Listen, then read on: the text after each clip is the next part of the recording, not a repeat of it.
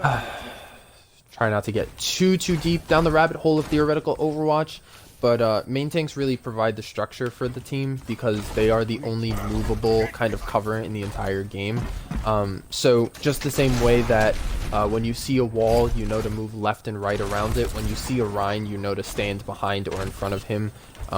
So Mercy, if you could get onto your Zarya.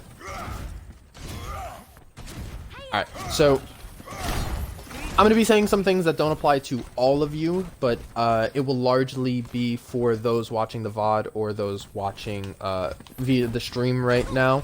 So always,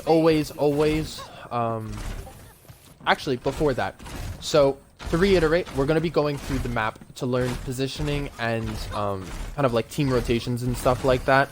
So for those of you who haven't watched the clips, there's two things that will come of this.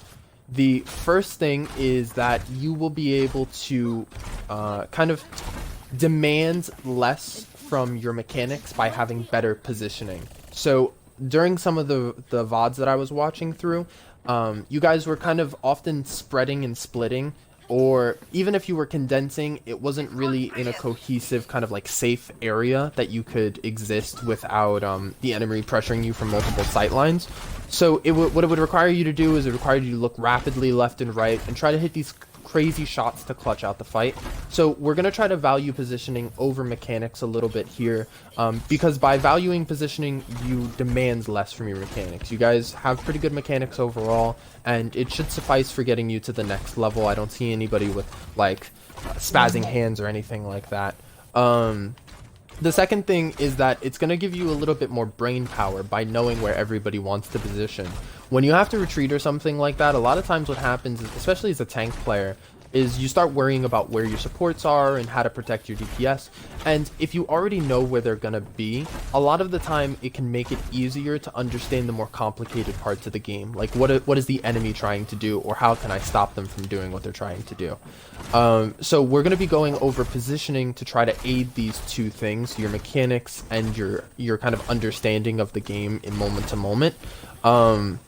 So as we go through these maps, do your best to acknowledge what other roles have to do so that you can help yourself in the future, but mostly try to memorize and get down what you have to do, because what you have to do is very important for the team as a whole. So everybody should be coming out of the main door for the most part. If you come out of the left door, you are risking being booped off.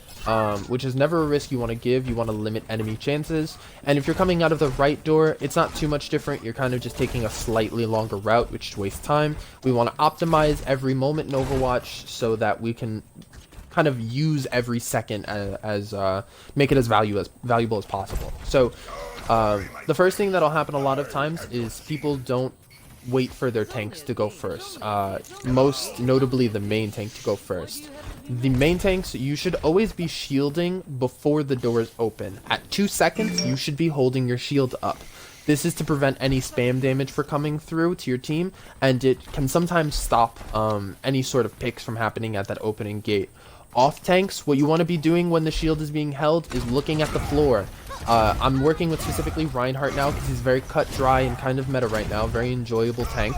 But Ryan can't look down or do anything about any Junkrat traps or anything that happened to be in front of his feet. So to help him out, you can kind of be doing that as your first thing. Of course, DPS and supports can do this too. But off tank, your responsibility is to aid the tank. So I'm going to attribute it to you for now.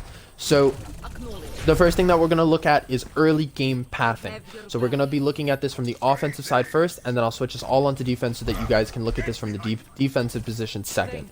So on offense, there's a seemingly optimal route to take, right? So we're going to go forward, and we're going to go through, I'm going to call this chapel. So there are various callouts for different buildings. I can send you guys a link to some pre-made kind of like callouts. Whatever you guys feel comfortable with, you can call something. It just has to be distinct and memorable, and you cannot change it. If I call this blue car, this will always be the only blue car. Even if there's another blue car, I will call that car by a different feature so that my team doesn't get confused. You could call this sports car. I don't care. As long as all of the teams knows that this is blue sports car, you know? So you're going to go through chapel, and you're going to come out of this right door. The reason that you're going to come out of this right door is because you're going to give your DPS the best angle to where the enemies will most likely be. If, for instance, you were to come out of this right door over here, I hope I said left before, holy fuck. But if you come out of this right door right here, your DPS can't really do much without you turning the corner. And if the enemy is running something like a Bastion Mei, this puts you in a very compromising position. So, without scouting or anything like that, you always want to be coming out of this left door. If you have scouting and you maybe scout that they are holding close, which is good for your composition, let's say if you're running something like a Reaper Mei that likes to get in close as well, you might want to come from the right side to close distance very quickly. But usually, and under the circumstance where you're running something like a McCree or an Ashe, you're going to come from the left side if you don't have scouting, to be safe and to limit the enemy's opportunity. So the first thing that you're going to do when you come to this choke is you're going to take the path of least resistance. So if the enemy is holding on the right side of red truck, if the enemy's holding on the right side of red truck, you're going to go to the left. If the enemy happens to be holding on the left side of red truck, you're going to go to the right. Main tanks, that means if you have to cross in front of the enemies, that you're going to shield your allies. You can hold both the triggers to look back and forth over your shield, and then let go of the right trigger to snap back to forward. Zaryas or off tanks don't have to do anything in particular during this time, but you should be making sure that if your Rein's shield gets low, that you can bubble him on his way out. Don't panic bubble him, only bubble him if his armor disappears. You want to always have allied health bars on, especially as tank and support, so that you can see things like this. For Reinhardt, being in armor is very important. It mitigates a lot of damage. So let's take the instance first that they are holding the right side, because most teams will opt to hold the right side. It's kind of just a habit of most lower elos to just kind of bot over there and, you know, just do that. So as soon as you come into this left side, and again, we're under the assumption that people are holding right, the main tank has to shield this passage. Now, anytime the main tank is shielding a passage for the team, you have to make this rotation quickly. This is something that DPS tend to fall into a trap of the most, where they'll see the enemy, so they'll start shooting them.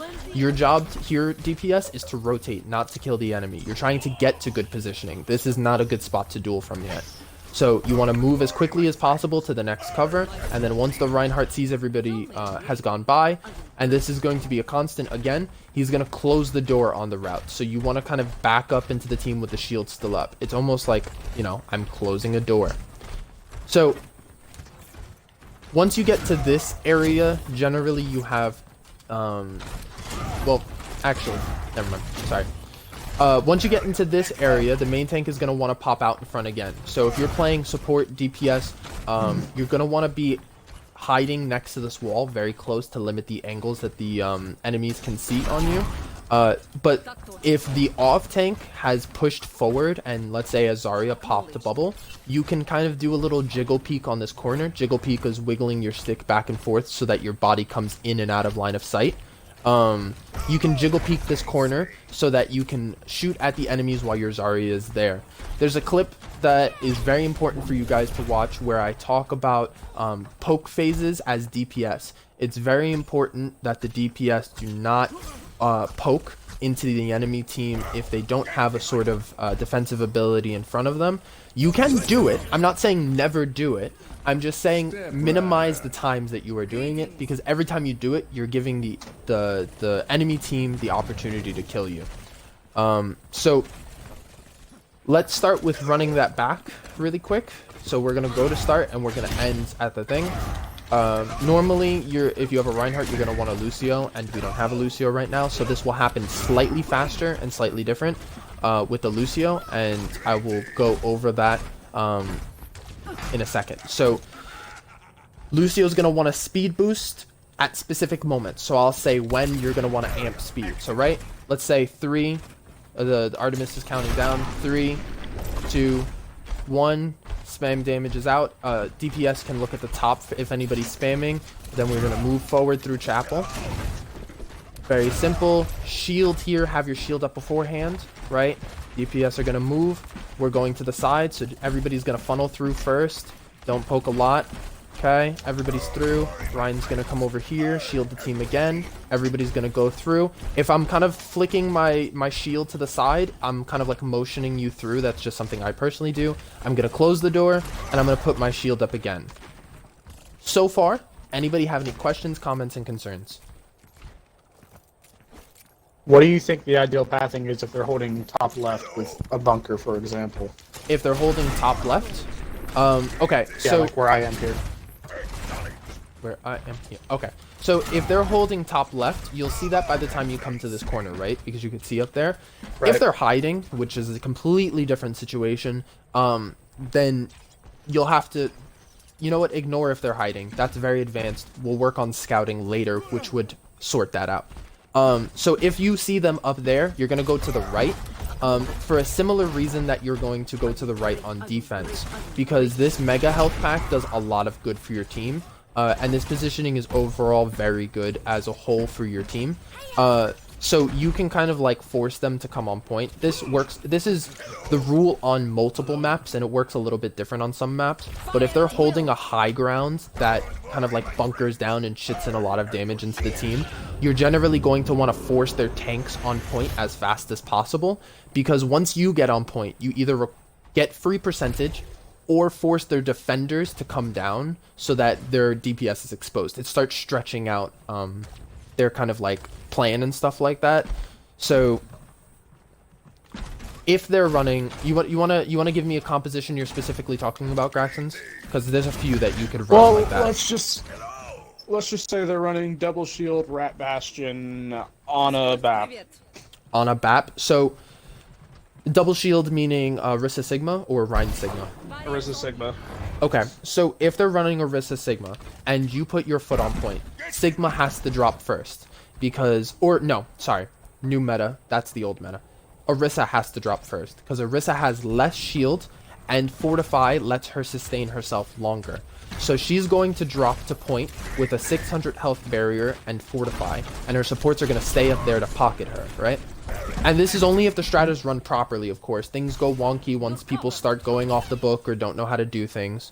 But she's going to drop, and with her 600 health shield, she's going to be the only one on point. So you're going to want to get rid of her first as fast as possible. When she gets low, they'll start throwing in resources like Immortality Field.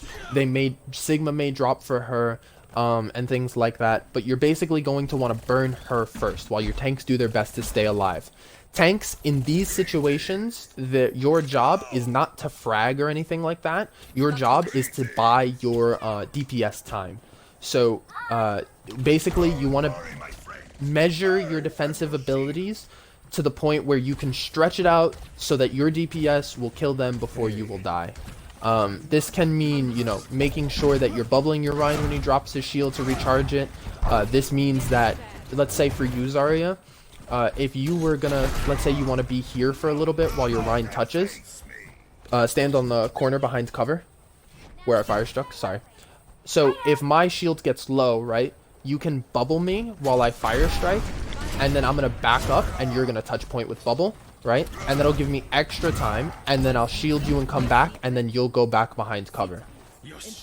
This works a little bit better with D.Va, because D.Va can eat infinite amounts of damage within a set time, instead of Zarya, you know, just eating set amount of damage. But for Zarya, it's going to work the same, because this is really just the best you can do. If both of your resources run out, you're both going to get behind cover, and then maybe once the shield is back up to 1,000 or 1,200 or so, you can get back on. If you're running a Baptiste can prolong the amount of time you can spend on point without any defensive resources, because Immortality Field will do that. But Immortality Field is a very big ability. It can stop, you know, a lot. It could stop people from dying. I mean, I don't know how much I can really say about that to emphasize the point, but it might have better uses. That's up to situation and circumstance. You're gonna learn that as you play, and learn that as you go. Does that suffice? No, it doesn't. Yeah. No, it doesn't. You don't tell me. I'm sorry. Anyway. So. Well, you said that as if it was a question, so. Yeah, no, I'm joking. I asked it to you and myself at the same time. So, when the tanks are here, the supports are going to want to be in here, and they're going to want to be doing that jiggle peeking that I was talking about before. They can hold on stairs so that people on the high ground can't see them at all. Or if they want to try to hit a sleep or something, they can come up the stairs to maybe throw an ante if you have an Ana, throw abilities in from up here. If you have window, you can pop it from up here and stuff like that. Make them split their focus. Bastion can only shoot one person at a time. So if he has to look in two vastly different directions, that can be kind of pivotal for dismantling their composition. So yeah, that was the second point. DPS can hide in here. You have the Mega. You can limit the line of sight to the high ground while maintaining line of sight on your tanks who are holding on the left of point. Which is why this is important for you tanks. Mercy, if you come over here. So if you come over here, you'll notice that you can only see the corner of point. And supports, if somebody is low behind the pillar, you can rotate up here and heal them from up here. But remember to jiggle peek and be aware of the sight lines.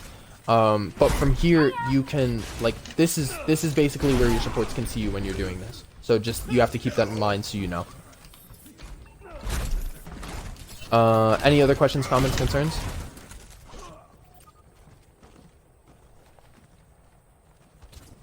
I will take that as a no, and we will continue back this way.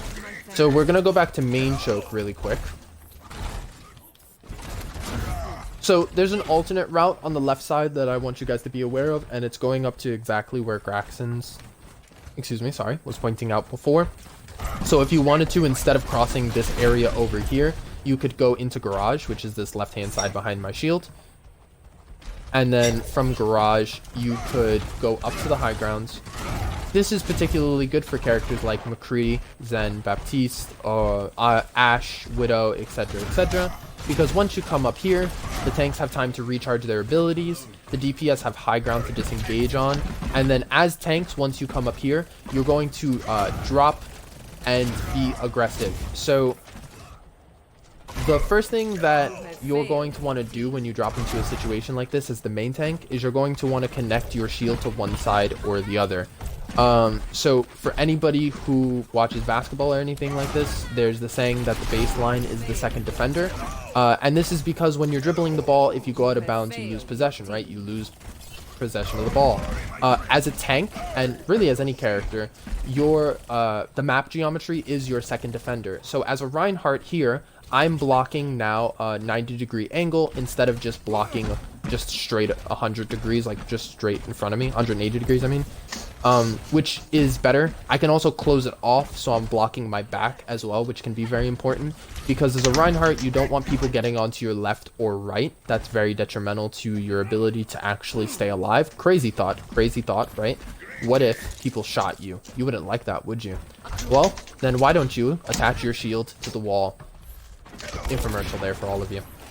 So you can do this on the left or the right side, but basically you're going to want to use that to help push forward because it's going to limit the lines, the sides that you can be pressured on.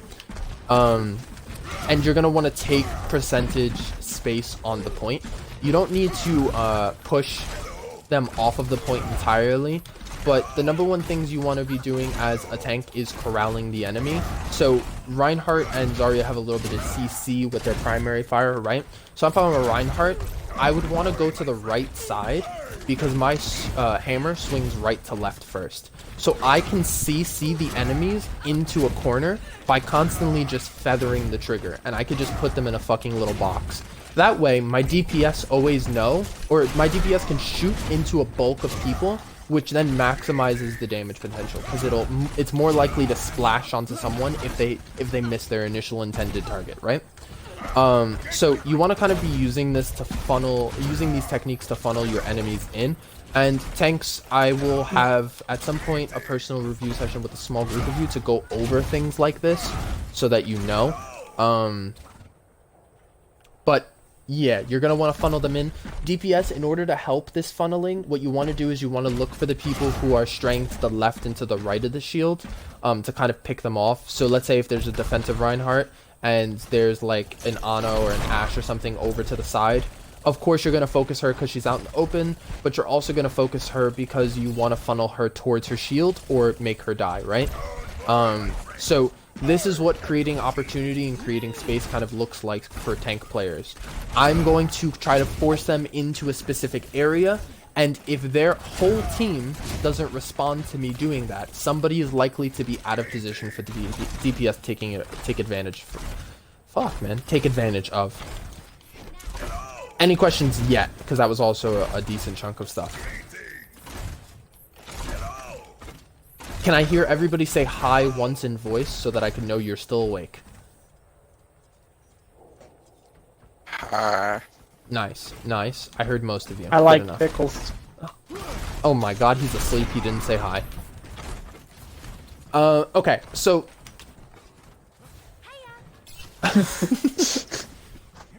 So... Gage, I take what you said as a low. Oh, that's not English. Get out of my... No, I'm kidding. So...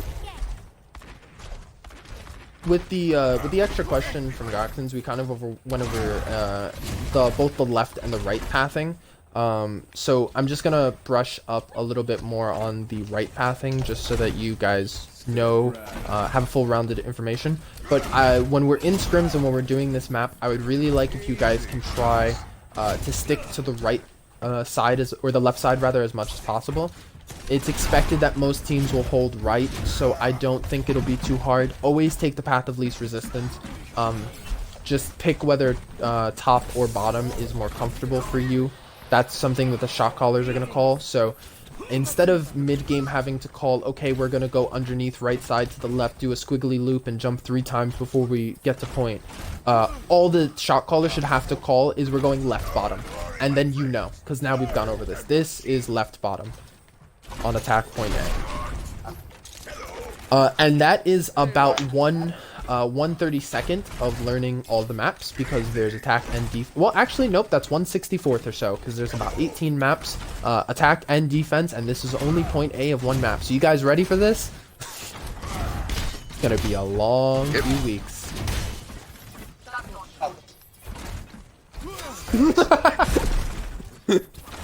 So... Okay, so when you're going right side, right, there's going to be a semi-specific pathing that you're going to want to do.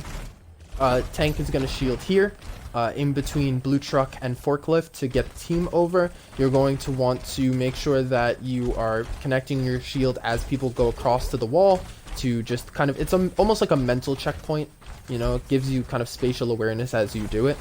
DPS and supports, you might want to go wide around this forklift just to stop, because if, like, let's say a Hanzo jumps across that top part and decides to spam down, you don't have the health pool to survive a headshot, so you could use this as cover as you transition an additional extra thing. Supports, you can make a rotation, and if you don't know what a rotation is, please ask, but you can make a rotation up through this top part. It makes you a little bit vulnerable, so it's not recommended, but if you wanted to, for some reason, get line of sight up here, let's say if McCree had high noon and BAP had window, and you wanted to pop this early as your tanks transitioned onto the point right there, you could come up here, throw mortality down, pop that from this perspective, and then, you know, force some action out of the enemies. We're going to be working later on, after we've kind of gotten through more stuff, using your ults aggressively and early, because a lot of you guys tend to have a little passivity when it comes to using your ultimates. You wait for the perfect opportunity when you don't realize how strong I think they really can be, and how important one pick is to a fight sometimes. So like I said, around forklift, and then you come in, the tank's gonna funnel you into this room, or the tank's gonna lead you, guide you, whatever, your friendly tank is gonna help you get into this room, and then you could take up your positioning. So that's for the most part attack. There's a lot of little semantics that we will go over, but there's a very fundamental kind of positioning, how to go from point A to point B, that I want you guys to at least get down. So we might run these strats a few times and it might fail, even though it feels like it should work, or I'm telling you that this is a good strat. But that's because there's a lot of micro plays that are also involved. Like I said, for the tanks, it's going to require funneling, which for Reinhardt requires swinging your hammer from right to left so that you CC people. Small things like this add up in making sure that your team has as much of an opportunity to win as possible. So just try to get the strat down, or the pathing down, so that you can go over this or learn the smaller stuff later, with all of this big stuff being kind of secondhand knowledge.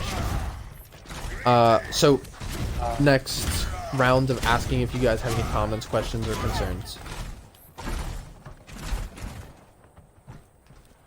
No, Coach Justin. Thank you. Okay. So we will move on to your second point now. How would like that? I'm gonna take a sip of water really quick.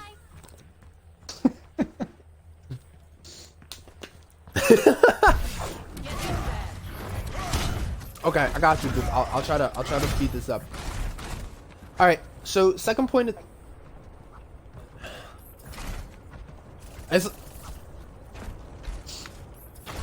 Gage needs a nappy. I want to go through all of this stuff because when I'm watching you guys go through the maps and stuff like this, I can see how much you don't know about this information in terms of like how to play in a team environment on this level.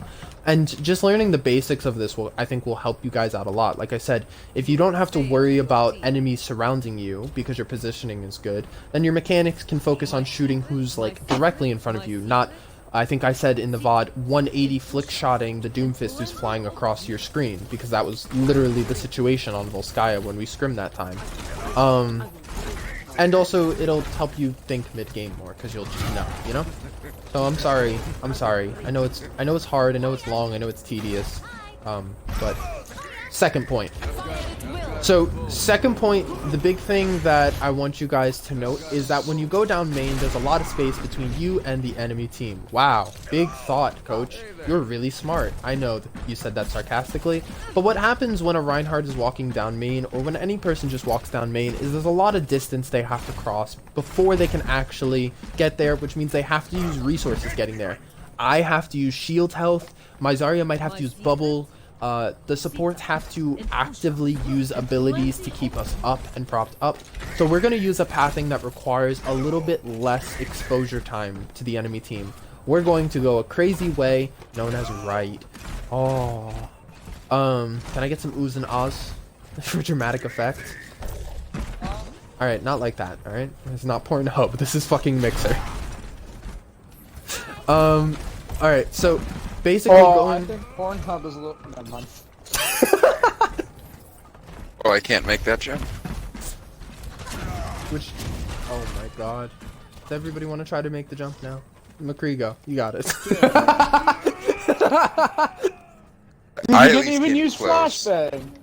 He didn't even try to roll.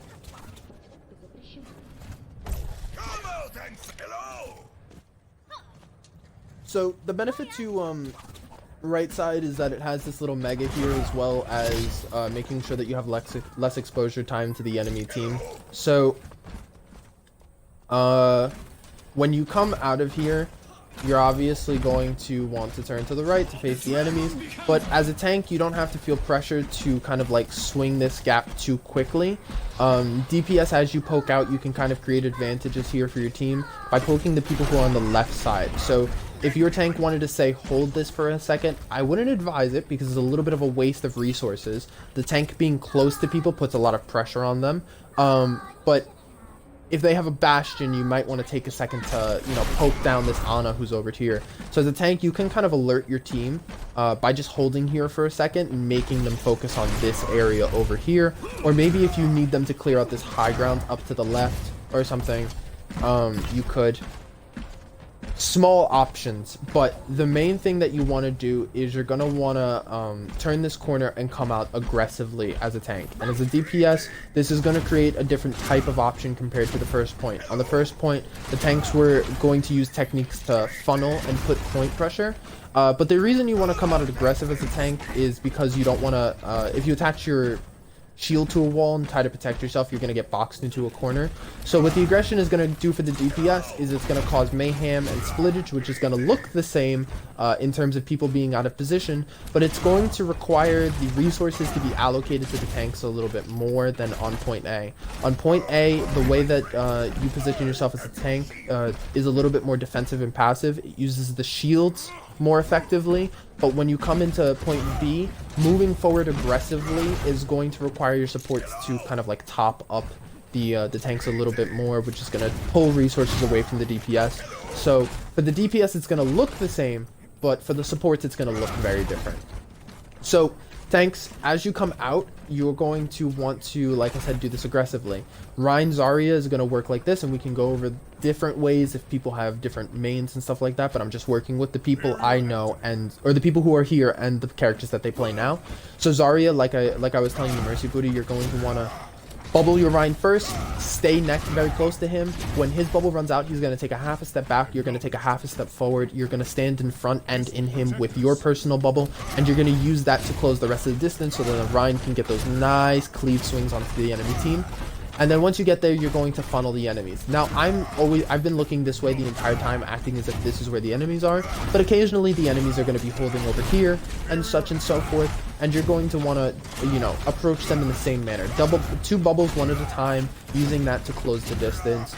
Now, the big thing as a tank that you have to be aware of is even though you're funneling people, you're not trying to push them all the way back to spawn. You just want to mainly get them off point or as much as you can. And that's because when people hold up there, it's going to put a lot of pressure on you if you step past these pillars right here, or this pillar, I guess, right here, because then your back will be exposed.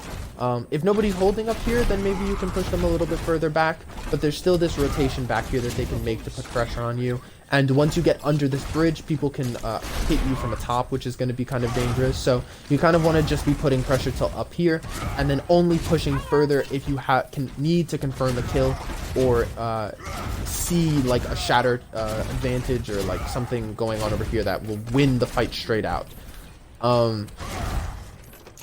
Attack point B is much simpler. There's not many routes that I think we're going to go over today. Of course, you can go left, you can go main, but most of those are more understood. If you go main, remember that this is here and this is covered. That's all I really have to say about that. Left is going to work very similarly to right in the way that you approach point, because you have this distance right here that you have to close rapidly. But I want you to try to learn right as much as possible. Questions, comments, concerns? Hit me with the juice. Yeah, I Is think Gage left actually... maybe prefer? I'm sorry. Go ahead. Bill, I think you're the one who had an actual question, so go ahead, Bill. I Oh, don't know who else is to left but... is left maybe preferable in general if the defense is running like more sort of spam high damage characters? I mean, I know I personally had some nightmare scenarios trying to come through on the right side when the enemy's running like a Junkrat on defense, and they're just like lobbing bombs down this, banking them through this little hallway here. Left would be more preferable to right if they're running a Junkrat. Left I don't think is preferable as a whole, just because of how long a route it is compared to the other two. You can definitely take it and throw people off. You guys used it in that scrim specifically to throw them off. So yeah, in situations like that against a Junkrat, yes, left is more preferable to right. But even more preferable to left is probably main. Just go from choke to box to this pillar over here as fast as possible. This doesn't mean, as a Reinhardt, this can be kind of difficult for some people. This doesn't mean just run forward to get to box and then run forward. You actually want to shield your team forward. Maybe you want to do a little shield hop. If you don't know what shield hopping is, ask. And that's more so for the tanks than the everybody else. But if you want to know, I can tell you. But yeah. Left over right with Junkrat. Anything else?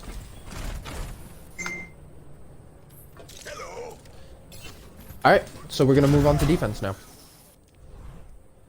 Ah, there's a swap all button. That's crazy. Yes, please. Thank you. Everybody stay on your comfort picks. Or swap to your comfort picks if you had not been on them before. Excuse me. So it's a little bit dumb that I swapped this onto defense because we're gonna walk all the way to point A. But I have my reasons. I swear I thought it through. I believe you. Thank you, thank you. All I need. All I need is your support, Bill.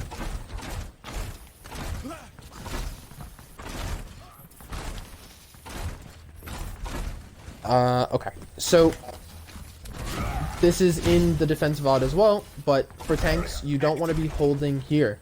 This is a bad spot because of the exact thing that we decided is probably, or not we, because I kind of just told you to do it, but for the exact reason that I told you to go left every time when you're playing attack.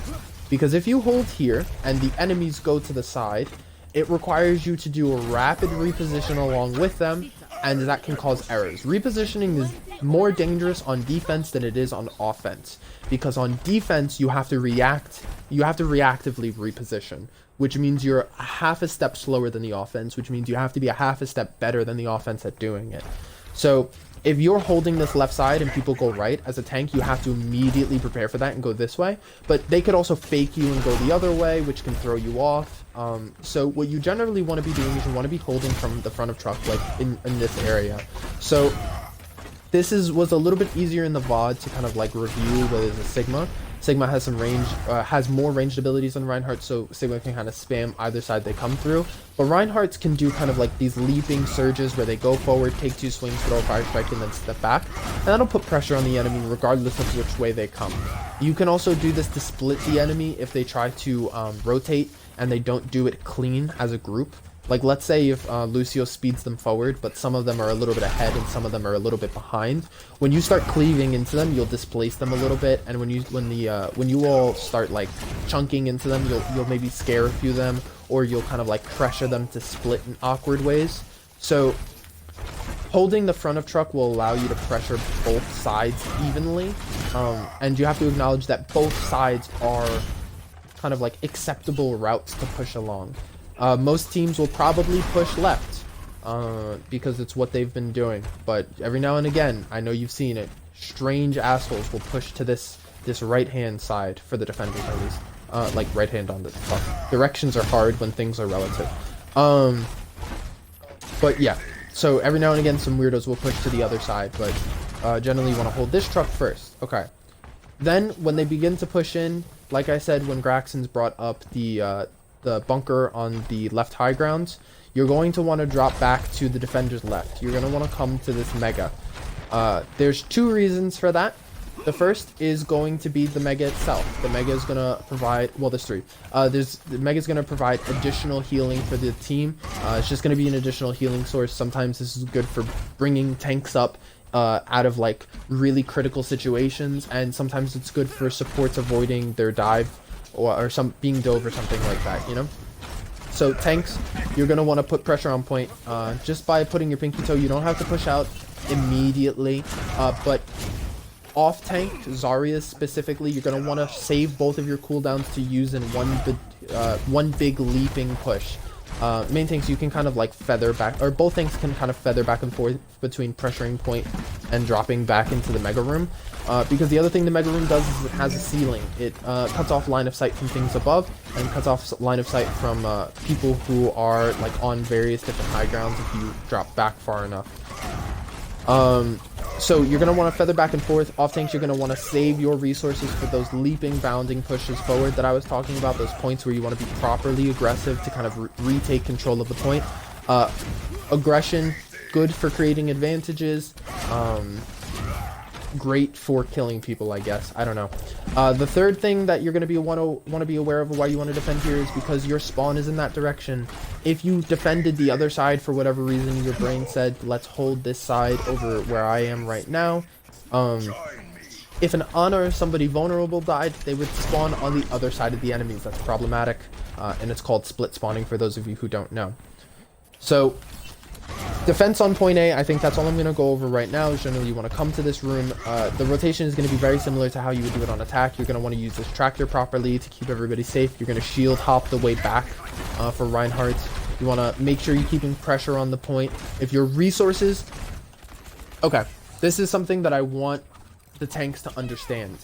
If the enemy is doing so much damage that your resources are running out quickly and you're becoming afraid or playing hesitant because of it, you want to actually do the opposite most of the time. You want to use your remaining resources to just close the rest of the gap as much as possible, because once you lose your defensive resources, all you are is a fat DPS. So if you're not in a position to actually just become a DPS all of a sudden, then you just lose all value. Now, this may cause you to feed every once in a while and int. There are more appropriate ways to do it. than others. But if you start losing resources and you decide to just kind of stand there scared, then you're going to just wind up feeding and dying anyway. I will offer an alternate route to just going in, basically, and it's going to be completely dropping back. You're going to treat yourself like a squishy character and hide behind cover, but this leaves your team very vulnerable, which is why I kind of suggested going all in at first. The number one thing I just don't want you to do is just stand there scared and hesitant. That's really what I'm trying to get across. There was a few times that I saw the team kind of like take a brunt of damage, and the tanks just stopped where they were because they were just like, well, I can't close the distance. I don't have full shield health. They're doing a lot of damage. They'll kill me. But the point of your job is to take the brunt of the damage. So if you've taken a ton of damage, congratulations, you're playing tank. So let's move on to point B as if you lost it. Ideally, we don't want to lose A, but let's be honest, we're chumps. We're going to lose A. It's going to be very, very similar to point B, it's going to be very, very similar to point A in terms of you're going to want to hold this kind of corner area over here. Monkey is still with us? Or, fuck, not Monkey. Fucking Mercy, you still with us? Jesus, sorry, Monkey. I didn't mean to bully you like that. I think Gage fell asleep while we were still talking about offense. Oh. Well then. He's been in spawn this entire time. Well, there'll be the VOD. But yeah. Hopefully not too many people fall asleep while listening to the VOD. I know it's a lot of like just technical boring jargon for the most part. But this is playing with the team requires you to understand one another, and understanding one another is really just a lot of technical jargon. So bear with me. That's all I can say. So thanks. You don't want to be holding outside here where I am right now, because it's going to break line of sight for your supports. Your supports can't push up this close without compromising their positioning. So you can use this space to throw fire strikes or lob grenades or whatever you want to do, but you generally want to be holding here if you want to hold aggressive, and if you want to hold passive, you want to be holding here. So if you're holding aggressive, when you want to retreat, you want to first retreat to these red boxes over here. Remember that they are cover, they are your friends. You can crouch behind them, you can play little footsie games. Sometimes when I'm playing Reinhardt, I'll just drop my shield and I'll just jump around and like swing my hammer and scare them, like I'm playing peekaboo with the enemy team. It's pretty funny. But once you're moving past red box, you want to get into this area. This pillar can provide you a bit of cover, but it also gets you to this area over here.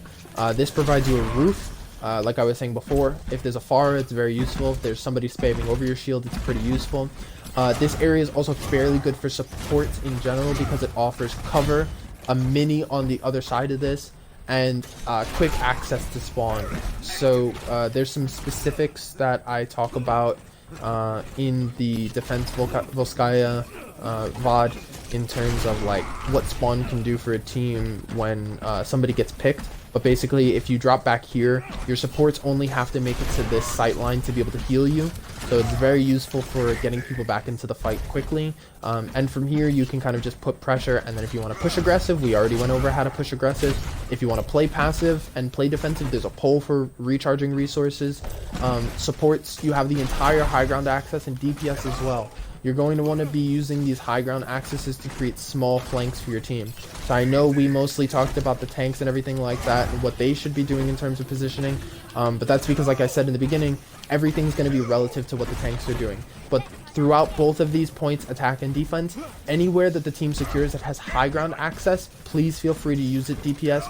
You don't want to be going on these long off flanks where you're kind of like, I'm just going to abandon the team and have no way to get back to them. Soft flanks that have quick rotations back to the team but simply change your sight lines are very, very good. And are often underutilized by a lot of people. So, comments, questions, concerns. I have a concern. I'm concerned that people are falling asleep. Side note. Oh my god! Crazy. Cool. Podcast coach on the action. So yeah, this VOD will be going up. It looks like it's about 45 minutes long, which is definitely shorter than the both defense and attack VODs, but those offer a little bit more stuff because like mid-VOD, Graxon's asked a question. Mid-VOD, I went over some kind of like micro stuff. I also sometimes tend to ramble in those, so if you want just additional information, let me back on, please. Please. Wait, come on. Stop it! You know what? I don't need this. But anyway, beyond that, that's all I have to say. That is, on the very base level, Volskya. I usually like to start with King's Row just because people like King's Row. So if we play King's Row in scrims, I'm gonna pick that next because anybody here not like King's Row? All right, cool. So I'm gonna try to do King's Row next because that one's always just more enjoyable. Volskya is not bad, but King's Row just has good vibes, you know. I'm gonna stop the stream for now.